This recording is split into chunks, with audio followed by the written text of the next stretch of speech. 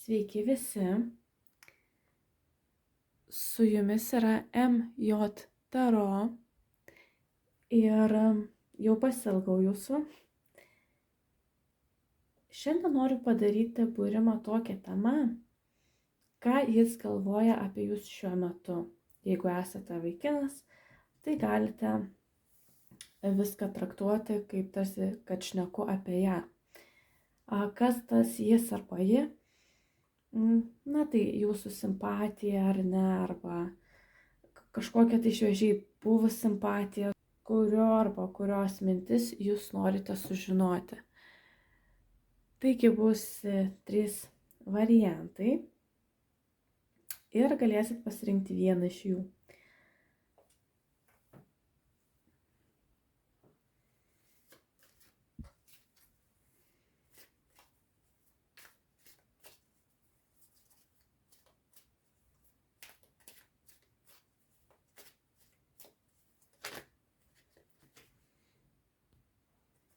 Taigi pirmas variantas. Ką galvoja apie jūs, jūsų simpatija?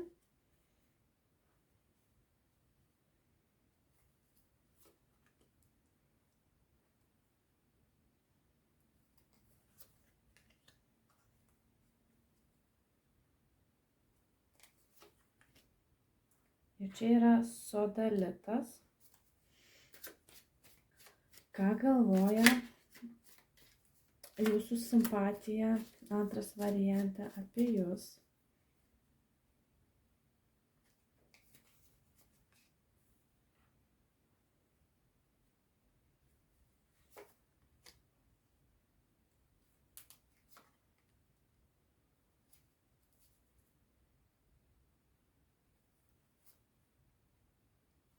Ir čia yra avantiūrinas.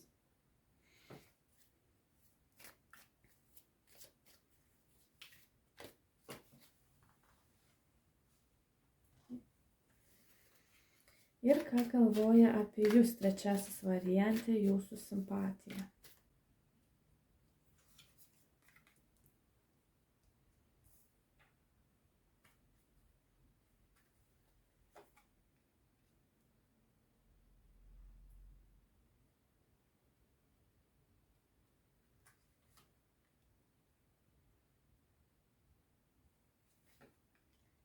Ir čia yra ametistas. Taigi, sodalitas, avantiūrinas ir ametistas. 3 variantai. Ir ką galvoja jūsų simpatija apie jūs šiuo metu, kai žiūrite vaizdo įrašą. Taigi, važiuojam su pirmo variantu. Sodalitas.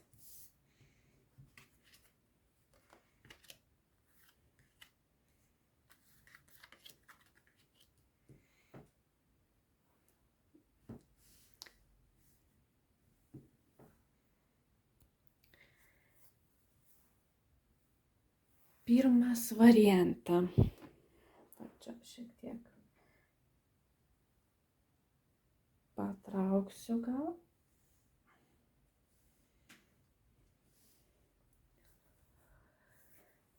Na štai.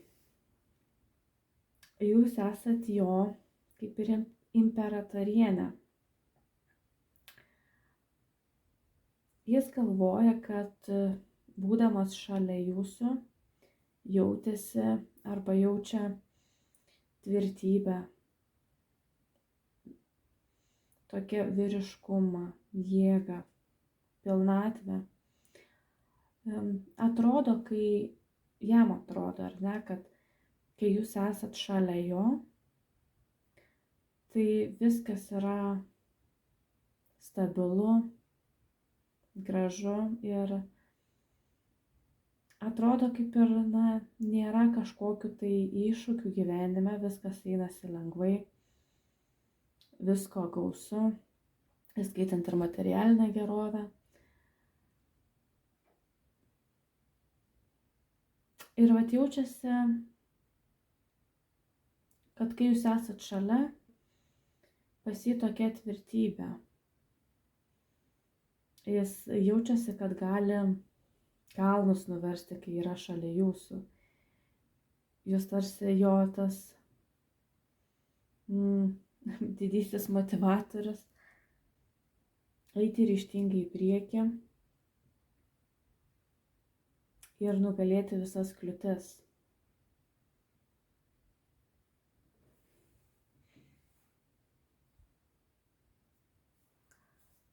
Jis galvoja, kad kai jūs esat šalia, reikia tik labai nedaug kažkokiu tai pastangų ir viskas išeina savaime, viskas gaunasi savaime. Ta tokia gausa ateina tiesiog be didelių pastangų.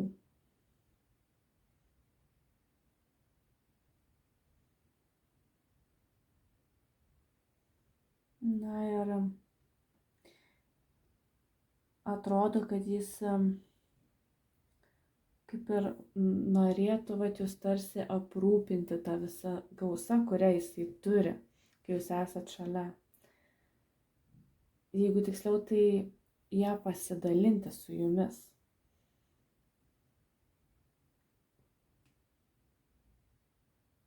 Na, iš tiesų, tai visai gražios kortos ir visai gražios mintis apie jūs. Išties fainai. Ir gerai, pasižiūrėsim dabar antrą variantą. Antras variantas – avantiūrinas. Ką apie jūs galvoja?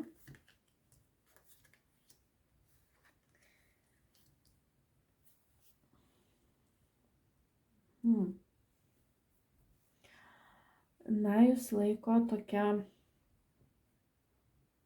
labai žemiška moterim, labai stabilia, tokia žinančia savo vertę moterimi. Jis jums jaučia ir aistrą ir gali būti, kad netgi seka jūs socialiniuose tinkluose ar nežiūri jūsų anketą. Dažnai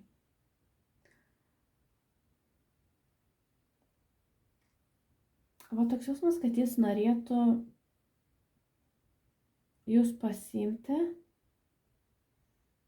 ir nepaleisti, bet jisai nelabai žino, kaip tai padaryti.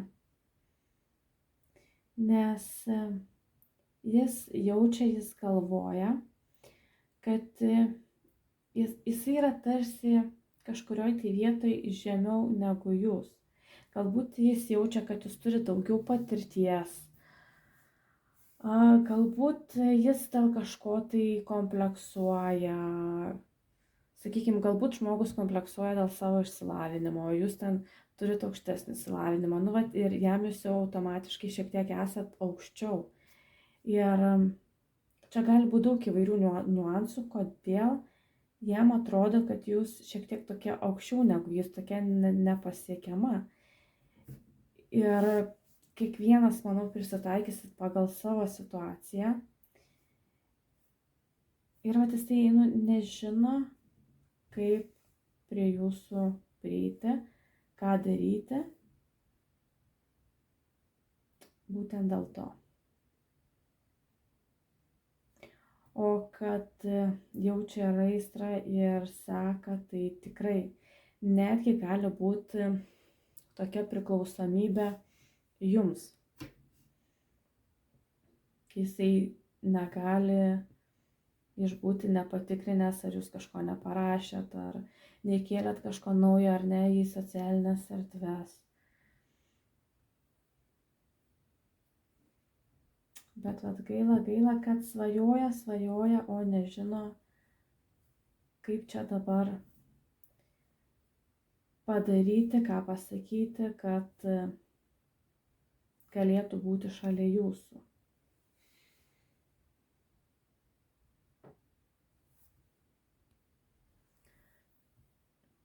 Iš tiesų net jaučiasi toksai intensyvus galvojimas, ką padaryti, ką pasakyti, kaip prieiti ir tas toksai atsakymo neradimas.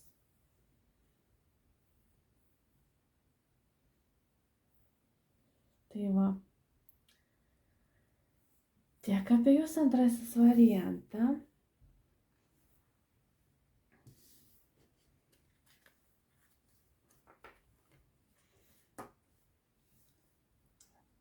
Ir trečiasis variantas, ametistas, ką apie jūs galvoja.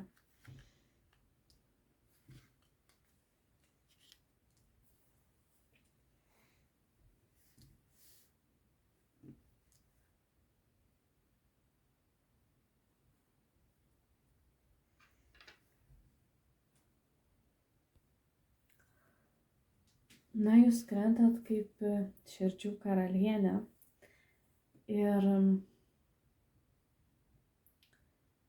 jaučiasi čia vėlgi priklausomybės, toksai intensyvus galvojimas apie jų svajojimas.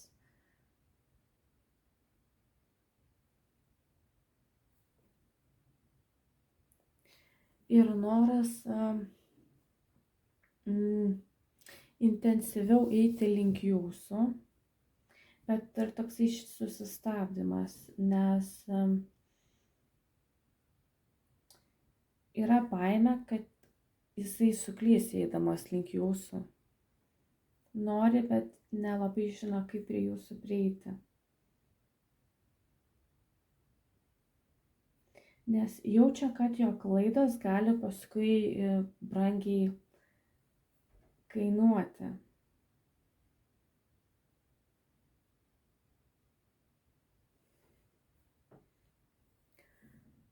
Gali būti, kad yra kažkokios tai paslaptis, kurių jis nenori atskleisti.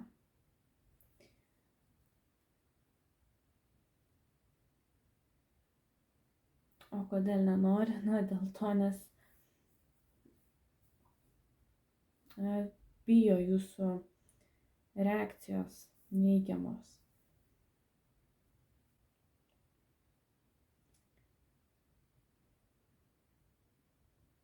Bet iš tiesų jūs esat jo ta širdies karalienė.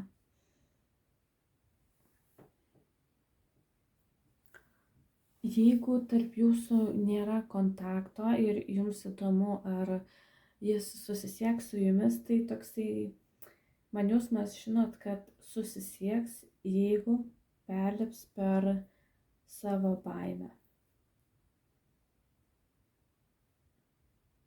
Baimę, kad jūs sužinosit kažką, kas jums nepatiks, arba jis galvoja, kad jums nepatiks tai, ką jūs sužinosit.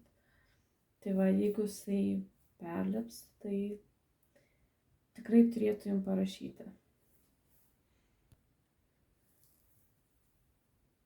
Taigi sėkmės ir iki.